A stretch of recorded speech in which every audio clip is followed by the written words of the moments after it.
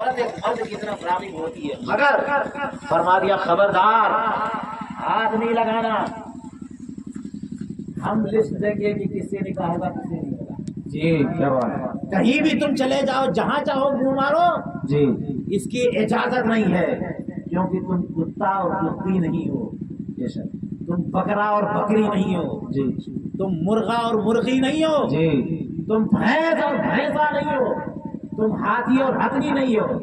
اس لیے ہاتھی اور ہتھنی یہ لوگ جہاں چاہیں منہ ماریں، ان کی افزائش نسل کا سسٹم اسی طرح سے چلے گا. جی اس لیے ہم نے نہیں دیکھا کہ یہ کبھی ہاتھی اور ہتھنی کا نکاح ہوتا ہو، بے شک. کبھی بھیڑ اور بکرے کا نکاح ہوتا ہو، کتے اور کتی کا کوئی عقد اور ایجاب و قبول ہوتا ہو، جی. ان کا بھی کوئی ولیمہ ہوتا ہو، ان کی بھی کوئی منگنی ہوتی ہو، چیوٹی اور چوٹے کی کوئی دعوت ہوتی ہو، جہاں چاہا منہ مارا. جی. ان کا سسٹم اسی طرح چلتا ہے. بے شک. مگر انسانوں کے لیے فرما دیا حرمت علیکم امہاتکم وبناتکم واخواتکم، پوری لسٹ دے دی. سبحان اللہ. یہ ہے خواتین کی لسٹ. ان میں سے کسی ایک کو خبردار ہاتھ نہ لگانا، قریب مت جانا. جی. ان کے علاوہ وہ احل لکم ما وراء ذالکم، سبحان اللہ. ان کے علاوہ باقی دنیا کی جتنی خواتین ہیں تم پسند کرو جی اور عقد ایجاب و قبول کرو. ہاں، لیکن پسند کرنے کے بعد یہ اختیار نہیں دیا کہ جناب جو پسند آ جائے جیسے چاہو پھر لو. نہیں، فرمایا دو گواہ ہونے چاہیے. بے شک. دو گواہ. فانکحوا ما طاب لکم، جو عورت تمہیں اچھی لگے اس لسٹ میں سے جس سے چاہو تم نکاح کرو. بے شک. سبحان اللہ. اور نکاح کے بارے میں رسول کریم علیہ الصلوۃ والسلام نے فرما دیا کہ اعلنوا بالنکاح، نکاح کا اعلان کرو. بے شک. نکاح کا اعلان کرو. اور فرما دیا نکاح دو گواہوں کی موجودگی میں ہونا چاہیے. یہ بغیر گواہوں کے نکاح نہیں ہے، یہ زنا ہے. کیا بات ہے. واہ. اور اس لیے اگر کوئی مرد کسی عورت سے کوئی کنیکشن رکھتا ہے، اگر اس نے عقد ایجاب و قبول نہیں کیا تو وہ ایسا کنیکشن نہیں رکھ سکتا. اور کبھی بھی ایک مرد ایک عورت سے کوئی کنیکشن رکھنا چاہتا ہے، اسے پسند کرتا ہے، تو عقد ایجاب و قبول بھی چاہیے اور کم از کم دو مردوں کی گواہی بھی چاہیے، سبحان اللہ. تاکہ ایک عورت رسوا نہ ہو جائے. کبھی مرد کسی عورت کو گمراہ کر کے کہتے کہ میں تجھے بہت چاہتا ہوں، چل آ جا میں تجھ سے نکاح کرتا ہوں، جی اور خاموشی میں نکاح کر لیا، گواہ بنا لیا بکری اور بکرے کو، گواہ بنا لیا مکھی اور مکھے کو، جی بند کمرے میں کہ چلو یہاں چھپکلی ہے موجود، یہی گواہ ہے. خدارا ایسا کرنا نہیں، ایسا کرنے کی اجازت نہیں. دو عقل مند مرد یا ایک مرد دو عورتیں اگر سیشن میں موجود ہیں، جی محفل میں موجود ہیں، ان کی موجودگی میں اگر ایجاب و قبول کرو گے تب یہ تمہارا نکاح ویلڈ ہوگا، تب یہ تمہارا نکاح مانا جائے گا، ورنہ یہ نکاح نہیں ہے، یہ زنا ہے. سبحان اللہ. سبحان اللہ. کیوں؟ اس لیے کہ ہو سکتا ہے کہ مرد عورت کو گمراہ کر رہا ہو. جی اگر ایسی بات ہے تو کل کو جب اس کی ضرورت پوری ہو جائے گی وہ کہہ دے گا کب تم سے نکاح کیا تھا، کیسا نکاح، درست. کیسا نکاح، کون سے نکاح کی بات کر رہی ہو. جی تو ایسے موقع پر دو مرد آ کر کے جج کے سامنے گواہی دیں گے کہ یہ مرد جھوٹ بول رہا ہے، بے شک. اس مرد نے اس عورت سے نکاح کیا ہے، ہماری نگاہوں کے سامنے نکاح کیا، ہم نے دیکھا، ہم گواہی دیتے ہیں. بے شک. اب شریعت اس کو پابند بنائے گی کہ تم کسی عورت کا استحصال نہیں کر سکتے. جی جی تم کسی عورت کو کے ساتھ اپنا سمبند بنانا چاہتے ہو تو پہلے لائف ٹرم کنیکشن بناؤ، جی. ریلیشن بناؤ، پوری زندگی کے لیے نکاح کرو اور ہوش و حواس والے بندوں کے سامنے نکاح کرو، تب جا کے تمہارا نکاح مانا جائے گا. Yes, sir. اب بتائیے جانوروں کی طرح انسانوں کو آزاد چھوڑا ہے؟ نہیں چھوڑا، نہیں چھوڑا. نہیں، کسی جانور کا نکاح نہیں ہوتا بے شک. ہے، کسی اور مخلوق کا نکاح ہوتے ہوئے ہم نے نہیں سنا، مگر نکاح کس کا ہوتا ہے؟ انسانوں کا ہوتا ہے. کیوں؟ اس لیے کہ انسان اشرف المخلوقات ہے. بے شک سبحان اللہ. اشرف المخلوقات سبحان. ہے. اس لیے اگر کوئی مرد کسی عورت کے ساتھ زندگی گزارنا چاہتا ہے اور چاہتا ہے اس عورت کے ذریعے میری نسل آگے بڑھے، تو پہلے لوگوں کو گواہ بنائے، بے شک لوگوں میں ڈکلیئر کرے، ماں باپ کو بتائے، خاندان والوں کو بتائے، اور سب میں اعلان کرے کہ اب سب لوگوں سن لو کہ میرا لائف ٹائم کنیکشن ہونے جا رہا ہے بے شک فلاں کی بیٹی کے ساتھ. سبحان اللہ.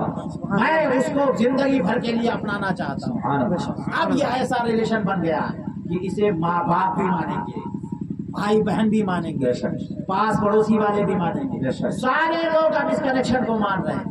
تب جا کر کے نکاح ہوتا ہے. سبحان اور اللہ. سنیے، نکاح کو اتنی عظمت دی ہے ہمارے آقا صلی اللہ علیہ وسلم نے کہ خود فرمایا النکاح من سنتی، نکاح میرا طریقہ ہے. بے شک ایک صحابی رسول کریم علیہ الصلوۃ والسلام کی بارگاہ میں آ گئے، کہنے لگے کہ کیا اجازت ہے ہم خصی کرا لیں، یعنی مردانگی کی صلاحیت یہ ختم کریں کہ نہ شادی کرنا پڑے نہ عورتوں کی طرف رغبت رہے، تاکہ ہم کھل کر کے عبادت کریں، بے شک. بس اللہ کی عبادت کریں، خواتین کے چکر میں نہ پڑیں، جی عبادت ہی عبادت کریں. جی. رسول کریم علیہ الصلوۃ والسلام ناراض ہو گئے، ناراض ہو گئے. فرمایا کہ سنو، مجھ سے بھی زیادہ کوئی اللہ سے ڈرنے والا ہے؟ کیا کہنے. واہ سبحان مجھ سے بھی اللہ. زیادہ کوئی اللہ سے ڈرنے والا ہے؟ میں کھاتا بھی ہوں اور روزہ بھی رکھتا ہوں، بے شک سوتا بھی ہوں، جاگتا بھی ہوں، عبادت بھی کرتا ہوں، اور میں نکاح بھی کرتا ہوں. سبحان اللہ. نعرہ تکبیر، نعرہ رسالت، عظمت نکاح، شریعت اسلام، نعرہ تکبیر، نعرہ رسالت. سبحان اللہ سبحان اللہ. یہ کوئی اور مذہب ہوگا جس کے لیڈر سنیاس لے لیتے ہوں. واہ واہ واہ. ہمارا دین سنیاس لینے کی کا سبق نہیں دیتا، نکاح کرنے کا سبق. سبحان اللہ سبحان اللہ. ماشاء اللہ سبحان اللہ. اسی لیے دیکھا گیا یہودیوں میں، نصرانیوں میں بڑی آسانی کے ساتھ یہ لوگ سنیاس لے لیتے ہیں، اور ہندو دھرم میں بھی سادھو بن گئے. جی جی. اور اب جناب کون کیا بن گیا، کون کیا بن گیا کہ اب نکاح نہیں کریں گے، پوری زندگی نکاح نہیں کریں گے. جی لیکن کٹیا میں کیا کیا ہوتا ہے، جی بے شک ہولڈنگ پاتی ہے سامنے. بے شک. ہاں، گھر کے اندر کیا کیا ہوتا ہے، جی سادھو لوگ کیا کیا کرتے ہیں، جی. اور یہ راہب کیا کیا کرتے ہیں، یہ ننس جو ہوتی ہیں یہ کیا کیا کرتی ہیں، کیا کیا گل کھلائے جاتے ہیں، یہ سب پتا ہے. ہمارے رسول کریم علیہ الصلوۃ والسلام رسول فطرت ہیں. سبحان اللہ سبحان اللہ. وہ حالات اور جذبات سے لڑنا نہیں سکھاتے، بے شک. ان کو کنٹرول کرنا سکھاتے ہیں. انہوں نے فرما دیا کہ ہماری تعلیمات سے سنیاس لینا نہیں ہے، ہماری تعلیمات میں نکاح کرنا ہے. سبحان اللہ سبحان نکاح اللہ. کرو، تزوجوا الودود الولود، نکاح بھی کرو تو محبت کرنے والیوں سے نکاح کرو، پیدا کرنے والیوں سے نکاح کرو. سبحان اللہ سبحان اللہ. کیا بات ہے. سبحان اللہ. بات سمجھ میں آئی؟ اسی لیے حضرت جابر رضی اللہ تعالیٰ عنہ کے بارے میں میں نے حدیث پاک پڑھی. خود کہتے ہیں کہ ہمارے والد گرامی چونکہ احد میں شہید ہو گئے تھے، تو ان کی بہت بیٹیاں تھیں، جی 9 بیٹیاں جو میری بہنیں تھیں. میرے والد کا انتقال ہو گیا اور سب کی ذمہ داری میرے اوپر آ گئی. اب میں کیا کروں؟ تو میں نے رشتہ مانگا، اور ایک عمر دراز خاتون کا رشتہ مانگا. مقصد یہ تھا کہ وہ بڑی خاتون میرے نکاح میں آئیں گی تو میری ایک بہنیں ہیں 9 کی تعداد میں، ان کو ٹیک کیئر کر سکیں گی، نگرانی کر سکیں گی، دیکھ ریکھ کر سکیں گی. سبحان اللہ. اگر کوئی کنواری کم عمر آ جائے تو وہ بھی اسی کی طرح لڑکی ہوگی، جی اور مل کے نہ جانے کتنی لڑائی ہو. جی بے شک. سبحان اللہ. تو خود حضرت جابر کہتے ہیں کہ میرے والد کا انتقال ہو گیا، 9 بہنیں میری تھی، کوئی دیکھنے والا نہیں تھا. اس لیے میں نے کسی کنواری سے نکاح نہیں کیا، بلکہ میں نے ایسی عورت سے نکاح کیا جو بیوہ تھی، عمر دراز تھی، تاکہ پورے گھر کو لے کے چلے، تجربہ کار ہو. جی اب نکاح کیا اور ولیمہ ہوا، اور حضور کریم علیہ السلام کی بارگاہ میں حاضر ہوئے تو ان کے کپڑے پر کچھ اپٹن کا نشان لگا ہوا تھا. تو پوچھا یہ کیا ہے, کیا تم نے نکاح کیا؟ کہا ہاں یا رسول اللہ میں نے نکاح کیا. تو فرمایا اولم ولو بشاتن, ولیمہ کرو, ایک بکری کیوں نہ, کرنا پڑے. اور یہ جب پتا چلا کہ بڑی عمر سے نکاح, خاتون سے نکاح کیا, تو فرمایا حلا بکرن تلاعبها وتلاعبك, کیوں نہیں ایسی کنواری لڑکی سے تم نے نکاح کیا کہ تم بھی اس کے ساتھ ملاطفت کرتے اور وہ بھی تمہارے ساتھ ملاطفت کرتے, زندگی میں کیف حاصل ہوتا, سرور حاصل ہوتا, ایسا نکاح کیوں نہ کیا. یہ جو جملہ ہے تلاعبها وتلاعبك, اس کا مطلب کیا ہوا؟ اس کا مطلب یہ ہوا کہ زندگی رسول کریم علیہ السلام کے نزدیک زندگی وہ زندگی ہے جو لطف والی ہو. سبحان اللہ, سبحان اللہ. وہ کھوسٹ والی زندگی نہیں کہ ادھر بھی ناراض ادھر بھی ناراض, ادھر گرے تو ادھر منہ پھیر لیا, ادھر گرے تو ادھر منہ پھیر لیا, بلکہ زندگی ایسی شاداں وہ فرحہ ہونی چاہیے کہ اگر مرد اپنی زوجہ کو دیکھے تو خوش ہو جائے اور زوجہ اپنے شوہر کو دیکھے تو خوش ہو جائے. نعرہ تکبیر, نعرہ رسالت, علامہ فیضان مصطفیٰ صاحب قبلہ, نعرہ تکبیر, نعرہ رسالت. کیا رسول کریم علیہ السلام نے ہمیں یہ سبق دیا ہے کہ جناب سادھو بن جاؤ, منہ بگاڑ لو, شادی سے سنیاس لے لو؟ فرمایا شادی کرو, نکاح کرو, نکاح کرو اور پسند سے نکاح کرو. فرمایا لیکن زنا نہیں. قل للمؤمنین ان یغضوا ابصارهم واحفظوا فروجهم, یہ فرمایا مسلمانوں سے کہہ دو کہ اپنی نگاہیں نیچی کریں, اپنی شرمگاہوں کی حفاظت کریں. نکاح کرنے کی اجازت دی, بد نگاہی کی اجازت نہیں دی. سبحان اللہ.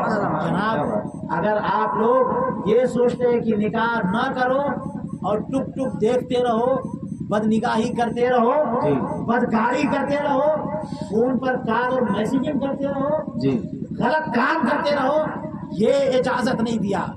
مرد کے بچے بنو, پسند سے نکاح کرو اور نکاح کرنے کے بعد پوری زندگی صرف اپنی بیوی سے تعلق ہے. سبحان اللہ. اس کے علاوہ دنیا کے کسی عورت اور کسی لڑکی سے کوئی تعلق نہیں ہونا چاہیے.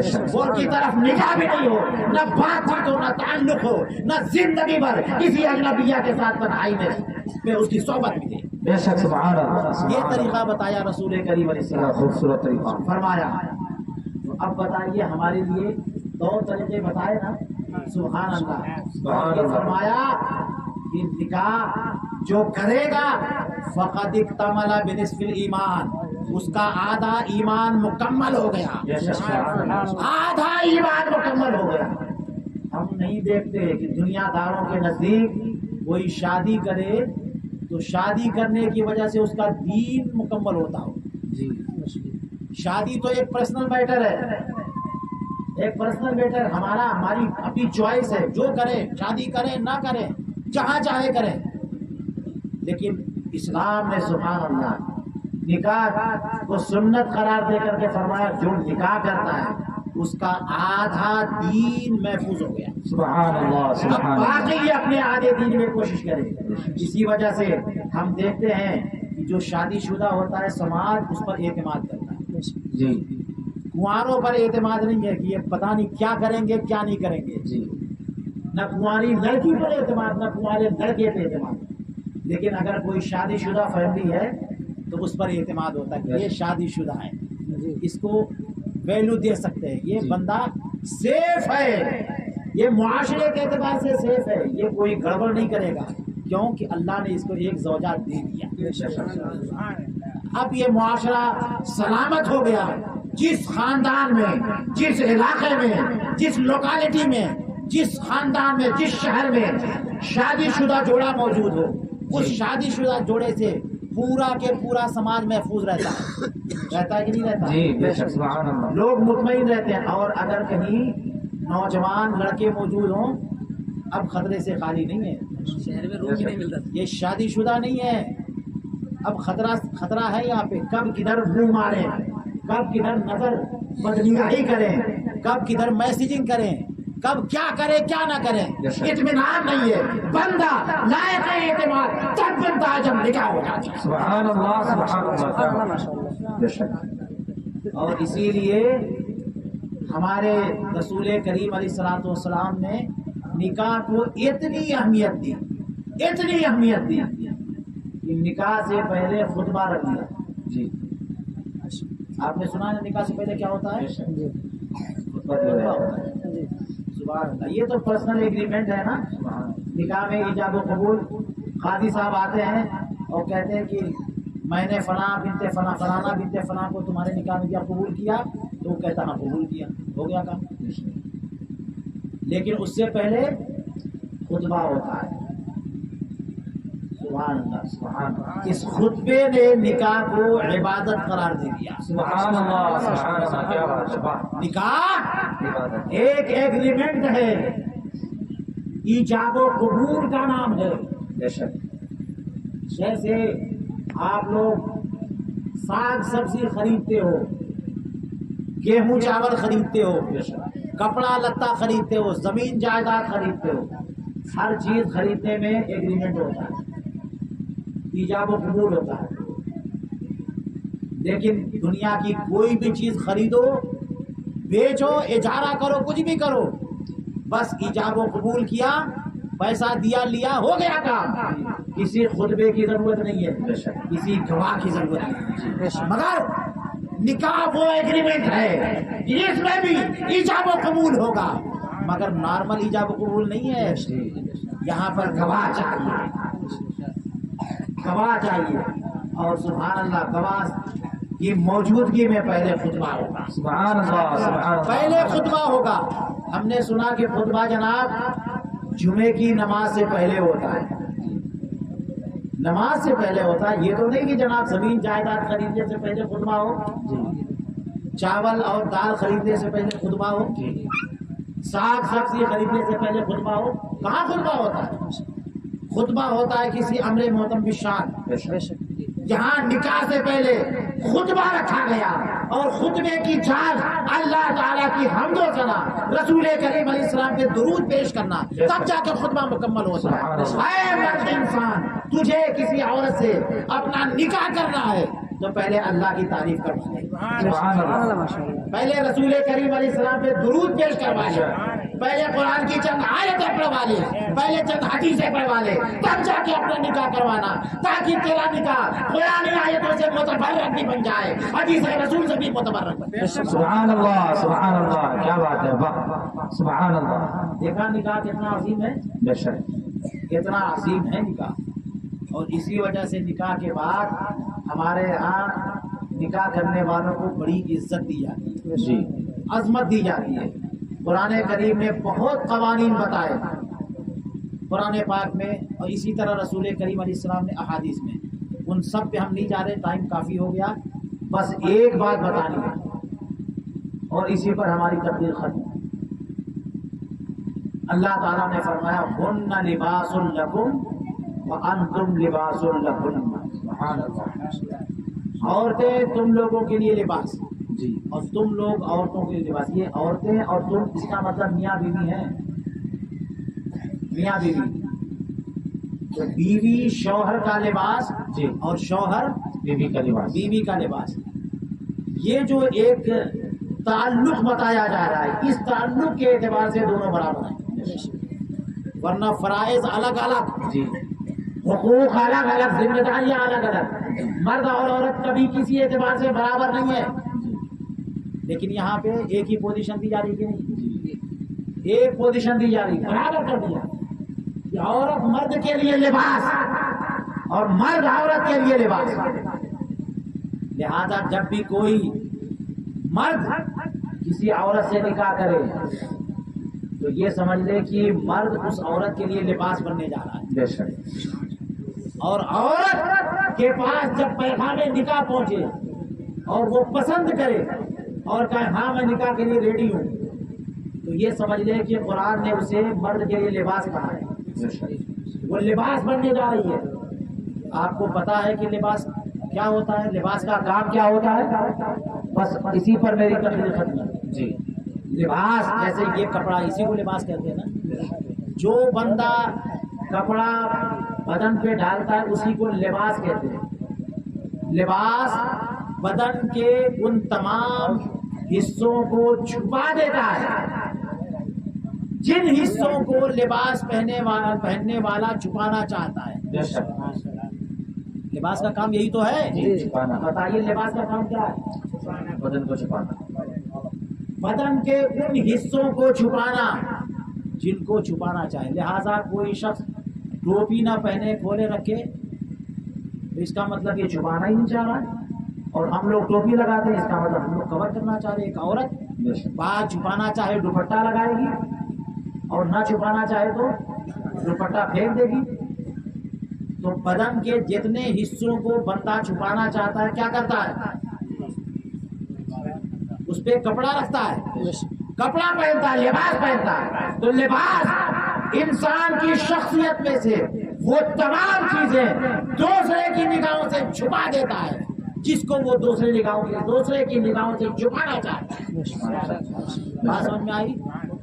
اور قرآن نے عورتوں کو مردوں کا لباس کہہ دیا اور مردوں کو عورتوں کا لباس کہہ دیا. سمجھ لو لباس کا کام یہ ہے کہ تمام چیزوں کو چھپا دے جسے دوسرا بندہ چھپانا چاہے. لہذا عورت مرد کے گھر آ رہی ہے تو مرد کا لباس بن کے آ رہی ہے. مرد عورت کو نکاح میں لا رہا ہے تو اس کا لباس بن کے اسے قبول کر رہا ہے.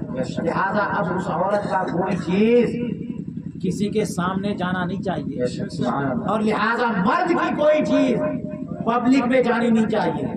ہر مرد کے اندر بھی کوئی خرابی ہوتی ہے، ہر عورت کے اندر بھی کوئی خرابی ہوتی ہے. مردوں کے اندر کمیاں ہوتی ہیں، عورتوں کے اندر کمیاں ہوتی ہیں. کوئی بھی پرفیکٹ نہیں ہے اس دنیا میں. ہم لوگ نبی اور رسول نہیں ہے، کوئی پرفیکٹ نہیں ہے. ہر ایک کے پاس کچھ پرابلمس ہے کہ نہیں ہے، کچھ کمی ہے کہ نہیں ہے. لیکن جو کچھ کمی ہے اس کو چھپایا جاتا ہے. جب مرد اور عورت دونوں قریب ہوں گے نکاح کے ذریعے، قریب ہوں گے بہت زیادہ قریب ہو جائیں گے. اب اتنے قریب ہو گئے کہ سب پتا چل گیا کہ بابو کتنے پانی میں ہو. بے شک. سبحان اللہ. کیا کیا خرابی ہے تمہاری سب معلوم ہو گئی. لڑکی کے اندر کیا کیا خرابی ہے سب معلوم، لڑکے کے اندر کیا کیا خرابی سب معلوم. اب خرابی جب معلوم ہو گئی تو اب چھپاؤ گے یا بتاؤ گے؟ قرآن پاک نے کہہ دیا ہن لباس لکم وانتم لباس لہن. یہ تمہیں اتنا زیادہ قریب جو کیا تھا، اتنا زیادہ قریب کیا اس لڑکی کو نکاح کے ذریعے، اتنا قریب کیا کہ اس سے زیادہ کوئی قریب نہیں ہو سکتا. دونوں ایک دوسرے کے تمام عیوب جاننے لگ گئے، تمام چھپانے والی چیزیں جاننے لگ گئے. اب بتاؤ چھپانا کام ہے کہ نہیں تمہارا؟ اب تمہارا کام ہے کہ نہیں کہ دوسرے کو یوں چھپاؤ؟ خراب عادتیں ہیں تو وہ چھپاؤ، خراب خصلت ہے تو وہ چھپاؤ، بدن میں کوئی کمی ہے تو وہ چھپاؤ، کوئی عیب ہے تو وہ چھپاؤ، کوئی بگڑی ہوئی عادت ہے تو وہ چھپاؤ.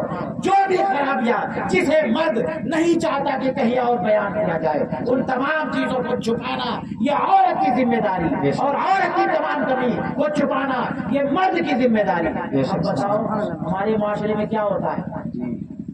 شادی ہوئی اور کوئی مسئلہ ہوا تو عورت جا کر کے میکے میں سارا لگانا شروع کر دی کہ آپ لوگوں نے ایسی جگہ شادی کر دی ہے جس کے اندر یہ خرابی دھیان نہیں دیتا، یہ نہیں کرتا، نہ کھلاتا ہے نہ مانتا ہے. وہ اپنی امی ہی کی خدمت کے پیچھے پڑا رہتا ہے، اپنی بہنوں کے پیچھے پڑا رہتا ہے، ہمارے پر توجہ ہی نہیں کرتا. پوری لسٹ جناب روزانہ شکوہ شکایت. اسی لیے نکاح ہوا تھا. جی بے شک. اسی طرح سے مرد حضرات بیوی آ گئی تو نکاح سے پہلے تو بہت کہا کرتے تھے کہ مجھے تو تمہیں کو سے پیار ہے، بے شک. میں تو تمہیں کو چاہتا ہوں، میرے خوابوں کی شہزادی ہو تم. اور نکاح کے بعد کیا ہو گیا؟ سب ختم. اور جا کے کہا امی کون لڑکی لے کے آ گئی؟ یہ تو میرا خیال ہی نہیں کرتی ہے، یہ تو رات بھر سوئے پڑی رہتی ہے. میں آتا ہوں تو میری توجہ نہیں کرتی ہے، میرے لیے کپڑے تیار کر کے نہیں رکھتی. ساری لسٹ دے دیا ممی کو. اسی لیے نکاح ہوا تھا. کب کس نے کہا تھا کہ کسی کے اندر کوئی عیب نہیں ہوگا, کمی نہیں ہوگی؟ قرآن نے کہا تھا ہن لباس لکم وانتم لباس لہن, وہ تمہارے لیے لباس, تم ان کے لیے لباس. ان کے اندر کمی ہوگی اور ہے, مگر تمہارا ذمہ ہے کہ تم چھپاؤ. تمہارے اندر کمی ہوگی اور ہے, عورتوں کی ذمہ داری ہے کہ وہ عیوب کو چھپائیں. بہت خوبصورت پیغام, سبحان اللہ.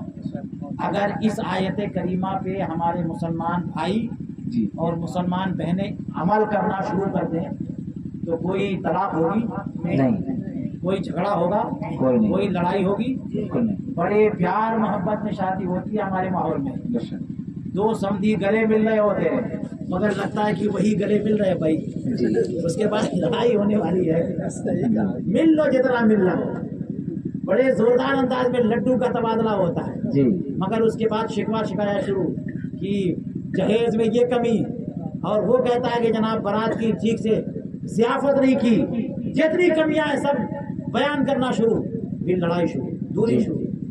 یہ سب کیا ہو رہا ہے؟ شریعت نے ہمیں اصول دے دیا, جو اصول شریعت نے دے دیا اس پر عمل کرو. تو یہ بارات کے وقت جو محبت ہوتی ہے یہ محبت آئندہ کم نہیں ہوگی اور بڑھتی چلی جائے گی, سبحان اللہ, سبحان اور اللہ. بڑھتی چلی جائے گی. اگر بھینسا کھلایا تھا بارات میں تو آئندہ بکرا کھلائیں گے. سبحان اللہ, اگر مٹھائی کھلایا تو اس سے بہترین مٹھائی کھلائیں گے. کیا بات ہے. محبتیں بڑھتی جائیں گی, تعلقات بڑھتے جائیں گے اور ماحول سازگار ہوتا جائے گا. شادی اس لیے نہیں ہوتی کہ بعد میں لڑائی جھگڑا ہو, شادی اس لیے ہوتی ہے کہ دو فیملی ایک ہو جائے. ہم اب تک اکیلے تھے, اب فلاں خاندان میں شادی ہو رہی ہے, پورا کہ پورا خاندان ہمارا سپورٹر ہے. ان کے یہاں کوئی مسئلہ ہم حاضر ہیں, ہمارے یہاں کوئی مسئلہ آپ ہمارے ساتھ. یہ ہونا چاہیے نا, مگر یہ نہیں ہوتا. کیوں؟ اس لیے کہ ہم نے شریعت کے اصول کو بلا دیا.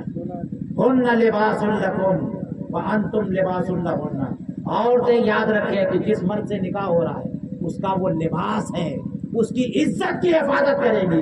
مرد یاد رکھے کہ جس لڑکی کو بیاہ کرنا رہے اس کا وہ لباس ہے, اس کے اندر کوئی کمی ہے, کوئی خرابی ہے, وہ اس کی عزت کی بھی حفاظت کریں گے, اس کے ناموس کی بھی حفاظت کریں گے, اس کا خیال بھی رکھیں گے. سبحان اللہ. اگر یہ ماحول پیدا ہو جائے تو نکاح کتنا شاندار ہو جائے گا. دعا ہے کہ اللہ تبارک و تعالیٰ یہ سب باتیں ہمیں سمجھنے کی توفیق عطا فرمائے اور مولانا عبداللہ صاحب کا نکاح خوب کامیاب فرمائے اور اس میں رسول کریم علیہ الصلوۃ والسلام کی رحمت للعالمین کے صدقے خوب برکتیں عطا فرمائے. وآخر دعوانا ان الحمد للہ رب العالمین. السلام علیکم.